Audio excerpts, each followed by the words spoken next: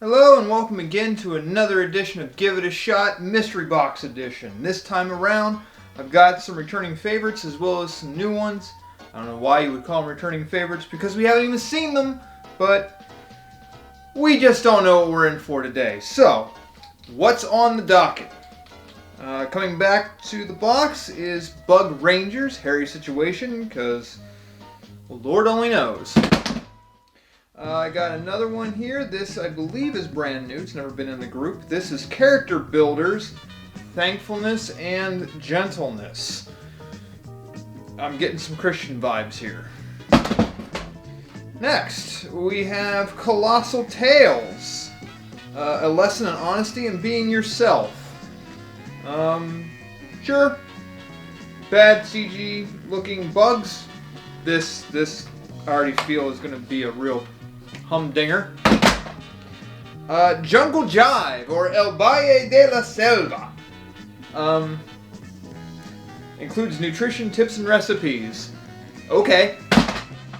And finally, The Story Keepers, called Breakout. Oh dear God! This is a Good Times DVD with Zonder Kids and Focus on the Family. Ooh! Let's find out which one I get to watch today. And thank God that I'm just only going to do one instead of all of them.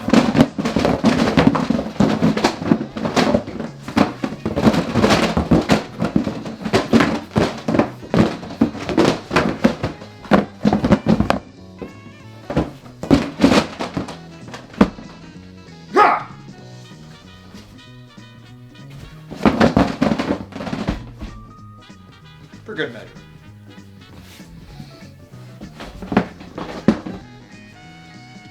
Well, it's my lucky day. It's the Story Keepers. Oh. Damn it.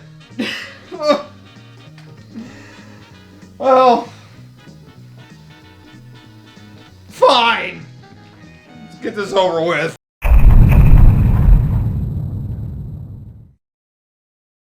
Well, that was something. I guess if I had to summarize this like right now, it wasn't as bad as I anticipated. So, if you know anything about my history, or anybody's history who reviews cartoons, most of you are well versed in the idea that anything made by Good Times is going to be awful. I have probably, at least out of the 5 years that I've been doing reviews, at least half a dozen that I've done that are Good Times. But I mean, I could easily do Good Times from now until probably for the next 5 years and not have a repeat. It would all be Good Times. This was not as awful as I anticipated, because going into this, I mean, you have the Good Times part, that's already one strike, and as I anticipated just by the way it looked, this had something to do with a Christian message, which it is. And it's kind of weird because they talk about Jesus a lot, but there's no pictures of him. And this is focused on the family, so I know exactly where this is going. This is made in 2002, so this is on the later end of Good Times. I think they finally went defunct in 2005, 2007, somewhere in that area. So this is near the end. And if you've known anything about what I've reviewed in the past, you know that the track record for any Christian media typically doesn't have the same amount of money that other things do. And so you typically you'll see faults. Now, this has a lot of that. And I'm willing to wager that Focus on the Family made negotiations with Good Times to make this, and you can definitely see some of the cracks. So, before I get into that, because that's going to be a major point within this entire review, I guess I'm just going to get into the story here. So, Story Keepers is about something that's historical. Early Christianity went through some issues of persecution in Rome. They were fed to lions, amongst other things. And so they had an underground network do what they did. And this uses that as its vehicle. So there's a gentleman in this by the name of Ben the Baker, who looks kind of like... He reminds me of the Old Man. He kind of has the same design as the Old Man from Beauty and the Beast, I believe. Yes, Beauty and the Beast from Good Times. It's like that recycled. Phaelus makes that pretty popular, so it instantly reminded me of that. He likes to tell the stories of Jesus, and I'm assuming he lived there as a child, because what this does is it has this greater story wrapped in with three parts of Jesus' stories. So the whole meta, the outward part of the outer layer of this story stuff is revolving around Ben the Baker and his Christian Underground, and these children that are with them, that are orphans, and they help him do the things that they do. And they meet a child who is a great juggler, and he would like to hang out, but it turns out his parents are missing or dead. He lived in a house, but that house caught fire, and he hasn't seen them. And so he comes to their meeting that they have. They have a secret meeting that night, and it ends up, because he kind of blew everyone's cover, the Romans capture some of these Christians, which was a thing that happened. And so now Ben the Baker and his family of Christian Underground have to go and save them. Now, you gotta remember, most of the children that are involved with this family are orphans, so they took them in. Like, the concept itself is kind of compelling. I was not expecting that from a Good Times animation. I mean, Baps the Bunny comes to mind instantly. I mean, I just did that for a review, and that's kind of the stuff I'm expecting with this. Thankfully, I didn't get that. I don't need a story of Jesus and then Baps the big bosomed brown bunny pops out. That would be a little weird. So thankfully that doesn't happen. But the outer story is kind of compelling. And they tell three stories of Jesus. The first one is the feeding of the 5,000. So if you don't know about that, Jesus spoke to 5,000 people. They got hungry, as you do, and he managed to find 5 loaves of bread and 2 fish, and with that miraculously fed the 5,000. That story gives an allusion to the idea that Ben the Baker was the child with the loaves and the fishes. So they kind of tie it in that way, and this is why he knows the stories, because apparently when he was a child, Jesus was walking the earth and doing these things, so he knows about them, and that's part of the reason why he's the leader of all this, because he knows the stories. And that's the story they share at the meeting. And then the raid happens, and some Christians are captured, and then Ben and his family decide to do a breakout, hence the name of the DVD. Break those Christians out of jail, because what's going to happen to them next is that they're going to be fed to the lions. But in this case, because lions are too much, it's a character by the name of Giganticus who has either a really big neck or no neck, because his body is just way deformed. So they have to spring them out. They plan to do this, and they go to the Colosseum where they are being held, and they go and see the prisoners, and all of a sudden, for reasons that escape me, this is when they feel the need to go into the next story, which, again, why? This is not the time to get into a story. This is a time to figure out your plans. Don't be foolhardy like this, but as you do, you gotta have your story. And they go through it.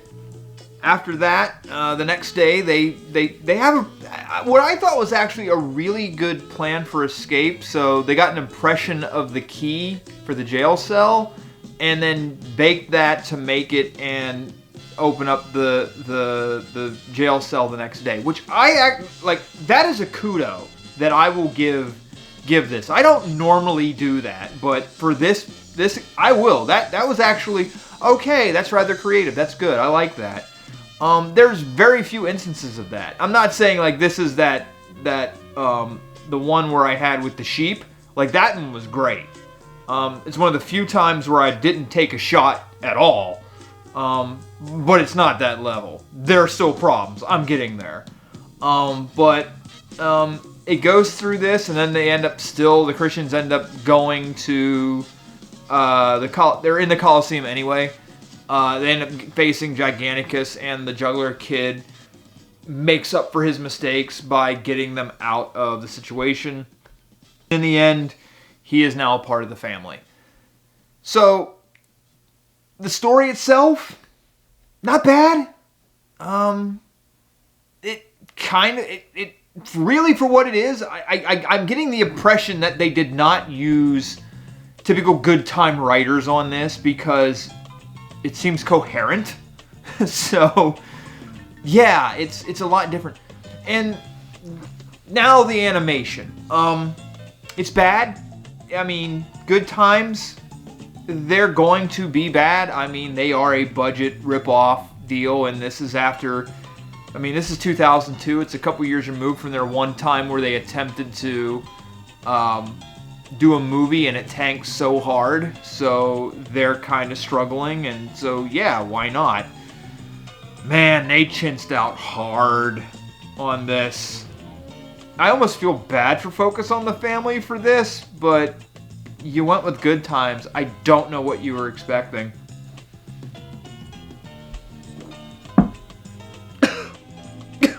So,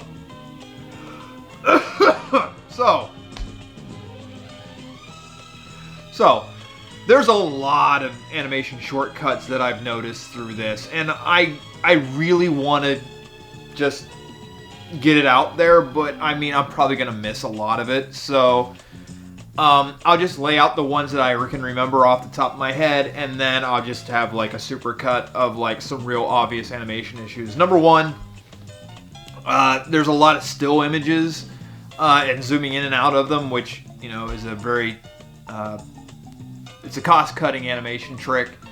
A lot of background figures they're not even faces, they're just kind of lines of stuff. There's like, you can see like cells moving in around during the thing. I don't see much garbage area. I don't recall seeing a lot of that, but there's a lot of like cell movement and things like that. I think that's part of the reason why is because they got a really good get.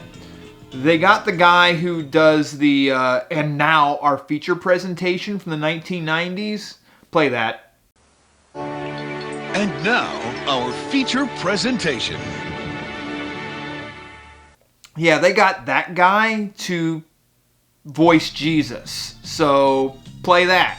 Anyone who does not accept God's kingdom like a little boy or girl will not get inside. Yeah, I'm pretty sure. I haven't looked it up. I haven't done IMDb because I don't know how you would do that for that particular role, but I'm pretty sure they are the exact same person. So I guess that's your balance there. You had, you know, pretty terrible animation by even good time standards, but you got, you know, feature presentation dude to be your Jesus, so that's a win. But yeah, it's kind of compelling. I'm not gonna lie. I was expecting some straight up ass with this, but it's not. It's just the animation makes it look awful. Somewhat compelling story. I will say this.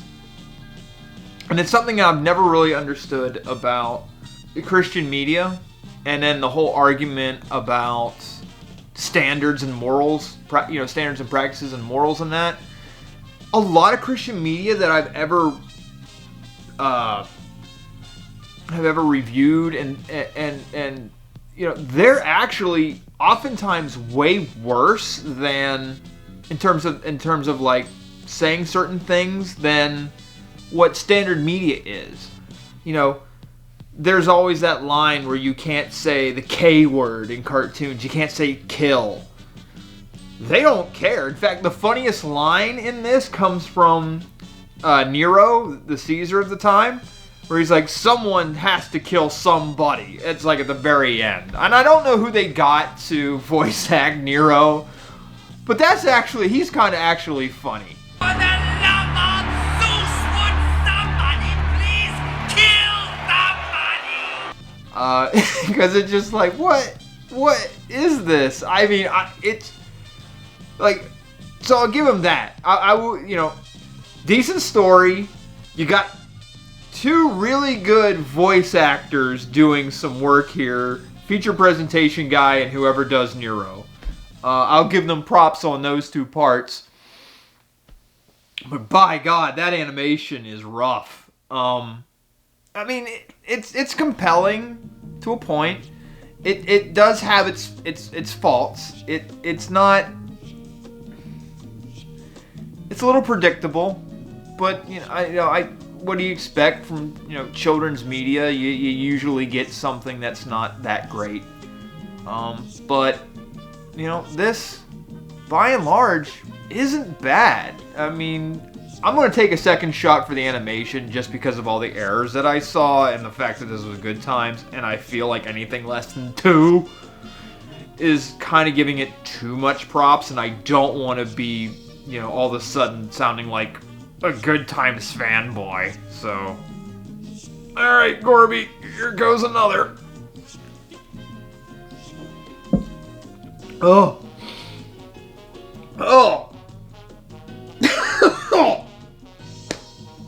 So, the stories, okay, that's something I need to talk about. Like, the way that they kind of really oversimplified the stories.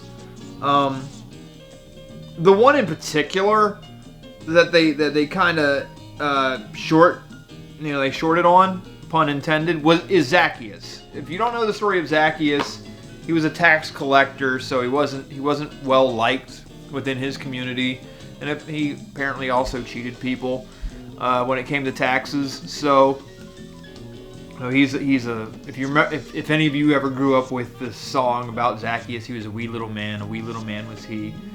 And they do the part where sort of he climbs the sycamore tree, but it's not. It just kind of gets a short shrift. And like you would think that when Jesus talks to him, like all of a sudden he'll have the change of heart. Like you'll actually see that dialogue, but that doesn't happen. He's just like, oh Jesus, you've decided to hang out at my house for 2 seconds. You know what I'm going to do? I'm going to give everybody back the stuff that I've cheated. So cool. So like I said, it's